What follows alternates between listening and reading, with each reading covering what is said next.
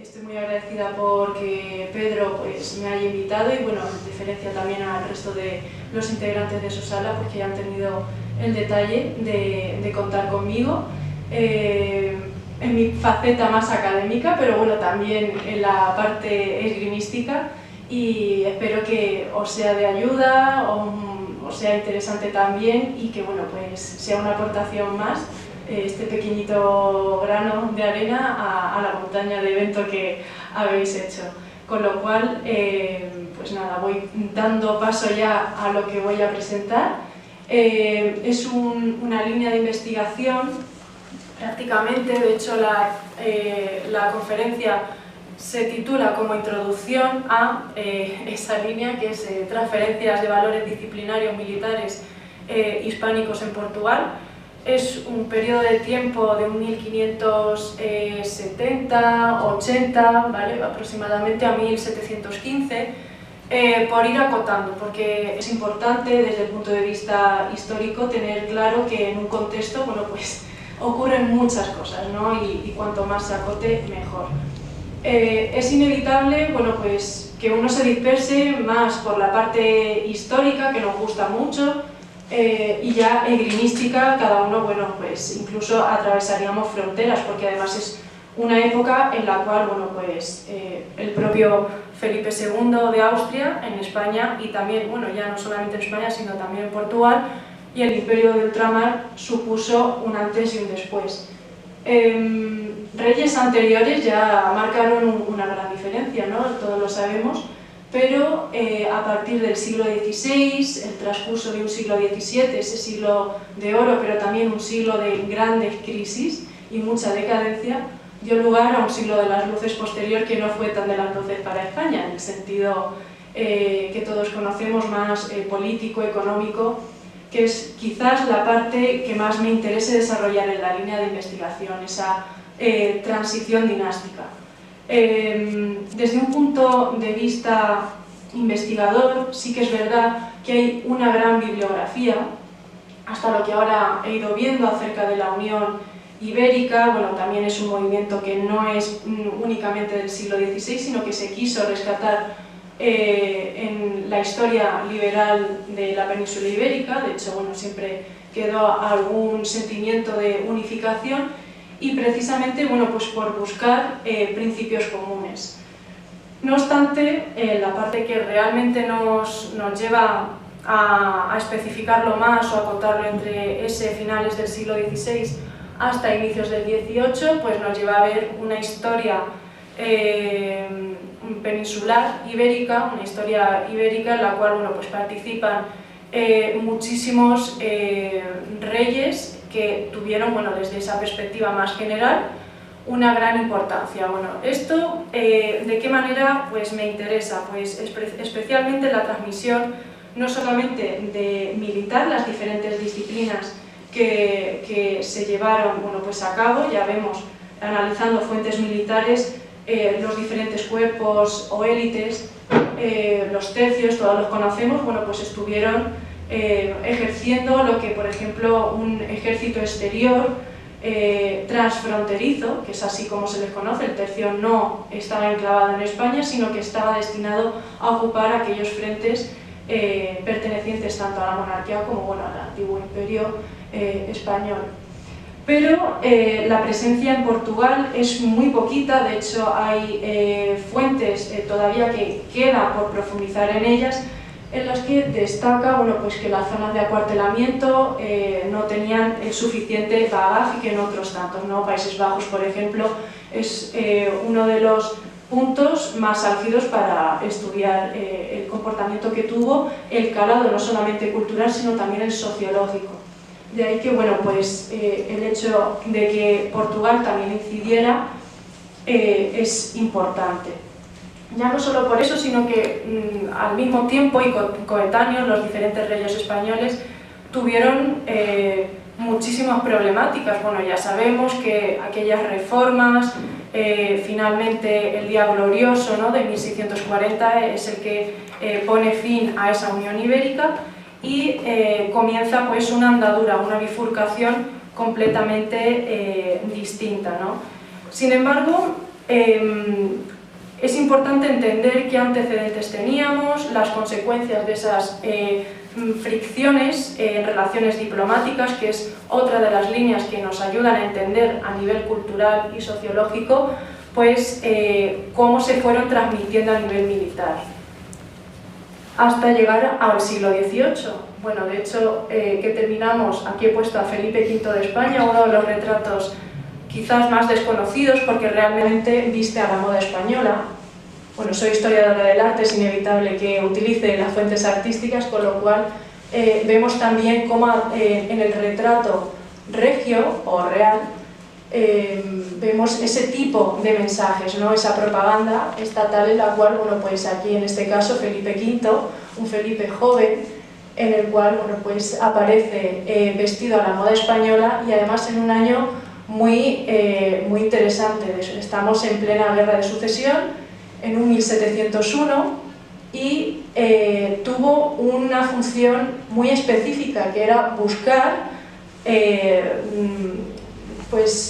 sobre todo, aliviar o aligerar esas fricciones que tenía con el Estado español, ¿no? Todo lo que era la monarquía hispánica, vestir a la manera de los austrias. Bueno, de esta manera, de hecho, lleva una ropera de cazoleta, cosa que choca muchísimo cuando para entonces, y más viniendo de la moda francesa, ya se portaban floretes, no, bueno, también había algún florete, pero es sobre todo espadines. Es una moda que, bueno, pues se fue pasando y no pasa desapercibida a los ojos de un esgrimista, sobre todo en el caso que nos compete, más centrado en España y Portugal. Hay una fuente documental muy interesante, bueno, Manuel Valle, que está aquí presente, no lo puedo obviar, ha contribuido muchísimo con otros tantos investigadores y ha hecho una gran aportación. No obstante, la tratadística, a nivel de tratadística, que es, juega entre la naturaleza tanto militar como también social, porque es una parte interesante ver cómo la esgrima, desde un ámbito militar, se va transformando e integrando a nivel social. Eso es muy importante porque normalmente la sociedad no veía con buenos ojos que un ejército ambulante pasase, se quedase además en sus tierras, tuviese que estar forzado a atenderlo, con lo cual eso impedía, pues, imaginen, impuestos. De eso hay muchísimos testimonios. Yo que he estudiado la parte de la batalla de Almansa, bueno, es parte en Albacete, es casi tradición, lo tenemos que conocer, y hay muchos testimonios que evidentemente no hacen, a nivel social no tiene esa buena visión. No obstante, la tratadística parece ser que es un punto en el cual pues, se rompe un poquito ese convencionalismo, ¿no? Porque se va transmitiendo ese legado militar a una sociedad civil, con lo cual se le da importancia a través de, por ejemplo, en el caso portugués, desde Godinho, Figueiredo, que son los más conocidos a nivel de un inicio del siglo XVI hacia un siglo XVII, y termina pues con reminiscencias, además muy tardías, en el caso portugués hasta 1768. Precisamente Barros Paiva y Moraes Pona era un caso que supuso ser, bueno, pues, como una traducción de Étengard, de Francisco de Étengard, entre otros, ¿no? Pero es de los escasos ejemplos de tratado que tenga más vinculación con lo que conocemos como verdadera destreza o escuela española. Bueno, a raíz de ello, bueno, pues lo que es un tratado con grabado, ilustración, pues nos ayuda a establecer esas comparaciones tanto compositivas, para entender cómo entendían. Al fin y al cabo la imprenta era como un corta y pega, solo que lo único que hacían era traducir. He puesto distintos ejemplos para que veamos también el caso del Rodríguez del Canto, el cómo combina también el interés de conocer cómo a nivel de ejércitos en Europa se debatía ese uso de la esgrima, ¿no? No es lo mismo el cómo se trata en España y en Portugal, que eran al fin y al cabo muy parecido. En Iberoamérica ya ni qué decir tiene, porque hubo mucha transferencia a Iberoamérica. De hecho, últimamente se están sacando muchísimos trabajos en archivos en Perú, en Colombia y muchísimo. Y finalmente, bueno, pues ya enfocados más a Occidente, el cómo se introduce la esgrima alemana también, la esgrima italiana y finalmente la francesa, que es la que quizá vaya a tener más preponderancia, especialmente por los Borbones, ¿no? También hay otras figuras interesantes que nacen desde la monarquía hispánica. Bueno, Cibol, ya saben que era discípulo de un gran maestro español y por su perfil militar estuvo destinado, creo recordar que en Bruselas o en Bélgica, estaba por los Países Bajos y quedó, creo que era por allí, ¿no, Manu? En Amberes, bueno, sí, no me equivoco, menos mal. En Amberes, concretamente, y en fin, esa trascendencia, ver también esos distintos puntos de inflexión en los cuales, bueno, pues van haciendo esa comunicación, estableciendo esos canales de comunicación. Lo español impregna el resto, pero no quiere decir que se imponga, sino que inspira a otros. Al final busca ese sincretismo. Roma, por ejemplo, hizo ese amalgama, el Imperio Romano, de todo lo que iba conociendo de todo el territorio. Bueno, pues en el caso español no iba a ser menos, el fenómeno de imperialismo es ese. Al fin y al cabo es buscar, casar y darle pues, un sentido propio. Las fuentes artísticas no solamente se limitan junto con las documentales al grabado, sino que también lo podemos ver en reales sitios. Bueno, el Escorial es uno de los principales ejemplos y bueno, hay otros tantos. En el caso, bueno, esto es un detalle de la batalla de Isla Terceira, para cuando Felipe II intentaba, bueno, pues ascender al trono por una de las líneas. Ya saben que eran primos hermanos, don Sebastián o Sebastián I de Portugal, que falleció accidentalmente en la batalla de Alcázar-Quibir, y que, bueno, pues a raíz de ese antecedente dio lugar a una gran batalla, que se libró una de las principales batallas de ultramar. Esto, bueno, a nivel de armamentística, que es otra de las importantes fuentes, como ven ahí, es un estudio muy interdisciplinar. Esto es un bosquejo, antes de iniciar una investigación hay que tocar todos los palos para saber qué es lo que interesa, qué es lo que en ese momento, y luego por dónde echar un poquito raíces, ¿no? A raíz de cada una de estas batallas, de hecho lo estamos viviendo hoy día, con Ucrania, Rusia, bueno, y en otro tipo de batallas, se hace contraespionaje y espionaje.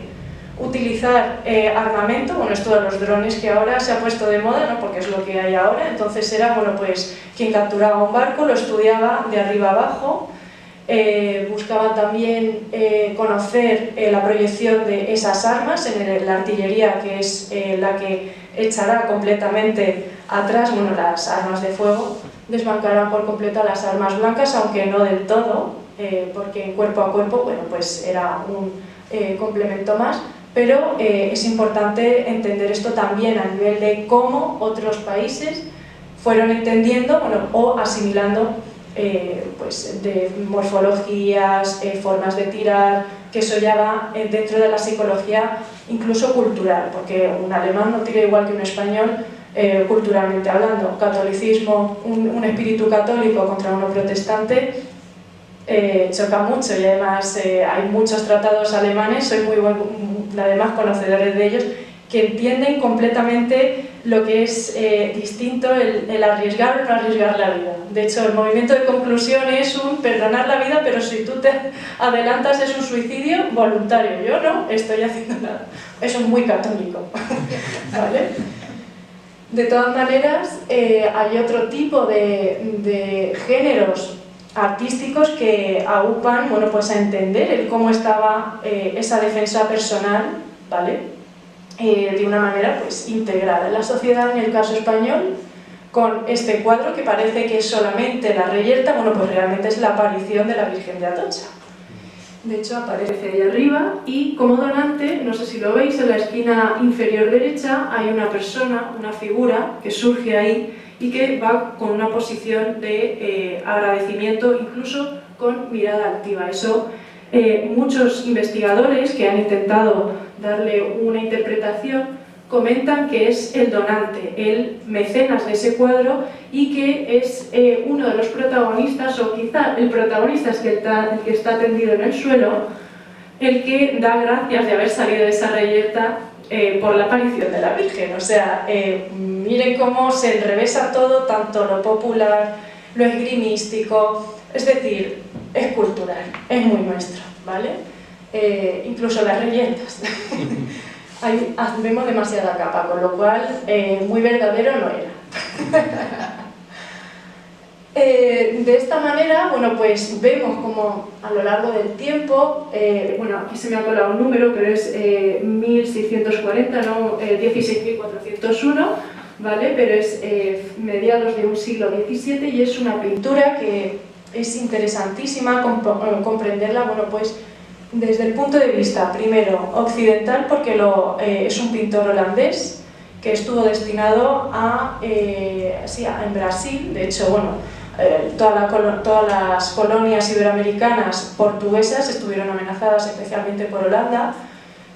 Llegaron a pertenecer alrededor de 2-3 décadas, según qué manual se consulte, pero estuvieron bajo posesión holandesa y realizaron estudios, mandaron adrede investigadores, científicos para estudiar la botánica, pues más o menos como Felipe II hacía en el caso de Sudamérica, ¿no? Pero aquí los mandaban para estudiar las etnias.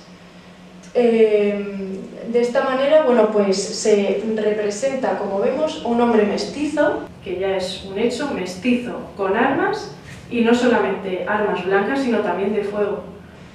Ahí vemos también el reducto. De hecho, la conversación que hemos tenido antes, Manuel y yo, acerca de un estudio de cómo, bueno, pues a nivel judicial han aparecido documentos en los cuales, bueno, pues a negros o mestizos, en este caso, les permitían o no llevar armas simplemente por color de piel. Es ver también pues cómo evoluciona también esa perspectiva, ¿no? De migración, de sociológica y también étnica, de cómo también el estatus no solamente estaba reservado a uno, pues precisamente también tenían cabida otro tipo de personajes de la sociedad del siglo XVII.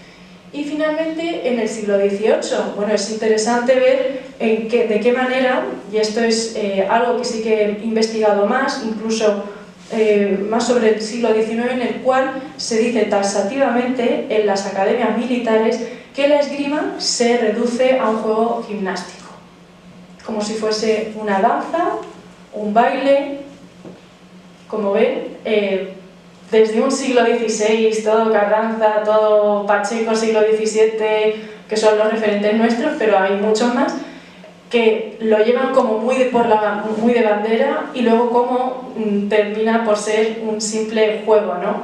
Ya conocemos que el espadín, por ejemplo, que también era un arma de duelo, no lo subestimemos, también tuvo su intención de mantener ese juego, ¿no? El duelo estaba ahí. De hecho, hasta mediados del siglo XX ha tenido lugar algún duelo, y además a primera sangre, de verdad. O sea, es algo que ha ido manteniéndose y más como un código, como un objeto simbólico de estatus y también de honor, ¿vale? Quien lo portaba, bueno, pues en este caso no es cualquiera, es Francesco Sabatini, era un arquitecto que además era uno, junto con Sacchiati, que hizo varias obras en España durante los primeros años del reinado de Felipe V. Y bueno, como vemos también había otros oficios, la burguesía también adoptó la esgrima pues, como práctica. Entonces, bueno, pues prácticamente lo que digo, esto es todo lo que llevo investigado, de alguna manera sucinta, explicado, así en un foro que agradezco muchísimo que haya caras, porque como yo doy clases en la UNED y, bueno, mi madre también, y esto es semipresencial y hoy día se adolece mucho de tener caras, gente de forma presencial, y yo doy las gracias de verdad también a los que lo verán, porque seguro que lo reproducirán en los canales de redes sociales. Y nada, espero que os haya gustado, os haya resultado amena y dejo ya paso al resto de compañeros. Muchísimas gracias.